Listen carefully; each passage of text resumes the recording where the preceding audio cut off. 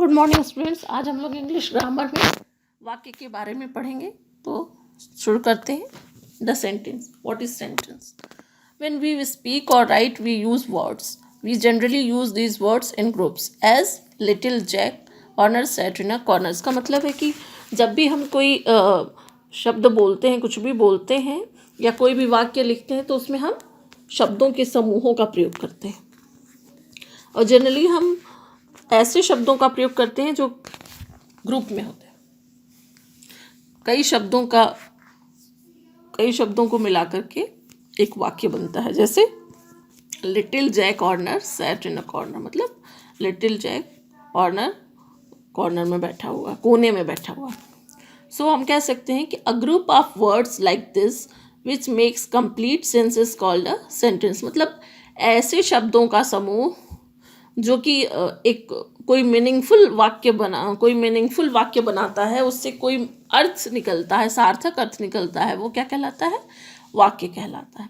जैसे हमने एक शब्द बोल दिया सिर्फ लिटिल जैक, तो इससे संपूर्ण वाक्य नहीं बना और सार्थक अर्थ नहीं समझ पाएंगे। इसलिए हमें शब्दों के समूह बनाकर वाक्य बनाना पड़ता है। तो जब हम बोलते या लिखते हैं तब हमें शब्दों का प्रयोग करना होता है या हम शब्दों का प्रयोग करते हैं और सामान्यतः इन शब्दों का प्रयोग समूहों में करते हैं। जैसे छोटा जैक ऑर्नर कोने में बैठा।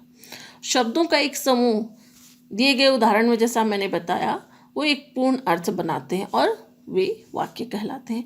तो अब हम जानेंगे कि वाक्य कितने प्रकार के होते हैं। Kinds of sentence.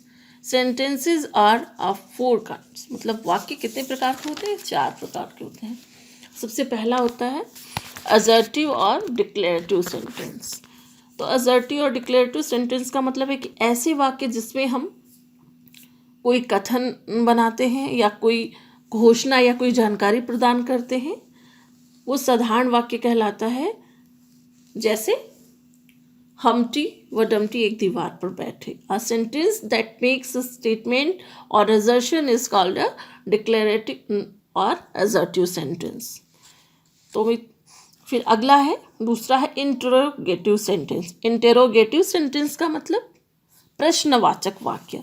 A sentence that asks a question is called an interrogative sentence. Example, where do you live.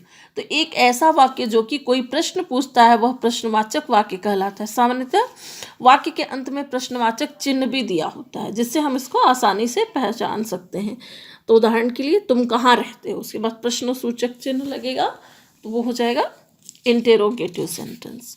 तीसरा है इम्परेटिव सेंटेंस। इम्परेटिव सेंटेंस एक ऐसा वाक्य जो कि किसी आदेश या निर्देश को या किसी याचना को व्यक्त करता है, वह आज्ञा सूचक वाक्य कहलाता है, जिसको हम इंग्लिश में इम्परेटिव सेंटेंस कहते हैं। A sentence that expresses a command or an entreaty is called an imperative sentence. Example, be quiet, have mercy upon us. उदाहरण के लिए, शांत रहो, हम पर दया करो।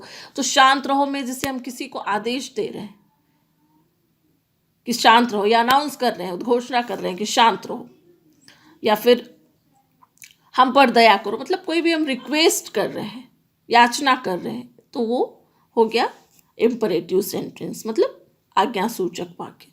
चौथा है एक्सक्लेमेटरी सेंटेंस, मतलब विस्मयादिबोधक वाक्य। A sentence that expresses a strong feeling is called N exclamatory sentences. Example, how cold the night is, what a shame. जैसे जब एक ऐसा वाक्य जिसमें हम किसी विचार या भावना को बहुत मजबूती से व्यक्त करते हैं, वो विस्मयादिबोधक वाक्य कहलाता है। जैसे हाउ कोल्ड द नाइट, मतलब कितनी ठंडी रात है। आश्चर्य के साथ बोलते हैं कि आज कितनी ठंडी रात है, कितना ज़्यादा ठंडा है। व्हाट अ शेम, एक कितनी शर्मनाक बात है। कोई भी बात में जब इस तरह का बहुत ही मजबूती से स्ट्रांगली हम कोई अपना एक्सप्रेशन व्यक्त करते हैं तो क्या हो जाता है?